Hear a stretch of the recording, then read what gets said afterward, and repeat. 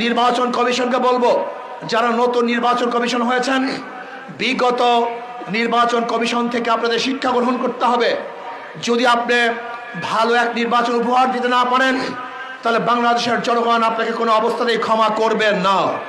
বাংলাদেশের জনগণ নিরপেক্ষ, নির্দলীয়, গ্রহণযোগ্য এক নির্বাচন চায়, যে নির্বাচনে প্রত্যেকটা মানুষ তাদের ভোট অধিকার প্রয়োগ করতে পারবে। যাকে পছন্দ করবে, যেই ব্যক্তিকে পছন্দ করবে, সেই ব্যক্তিকে যেন নির্বিঘ্নে ভোট দিতে পারে, সেই ব্যবস্থা নির্বাচন কমিশনকে অবশ্যই করতে হবে। বর্তমানে আমরা দেখেছি মহিলা উন্নয়নের নামে যেই কমিটি গঠন করা হয়েছে, নারী নীতি, নারী উন্নয়নের নামে যে নারী নীতি গঠন করা হয়েছে, যে কমিটি গঠন করা হয়েছে, এ তো সেই এনজিওদের এক বিশাল এক কাফেলাকে সেখানে অন্তর্ভুক্ত করা হয়েছে। এরা নারীকে উন্নয়ন করবে না নারীদেরকে ধ্বংস করবে আমি জানি না।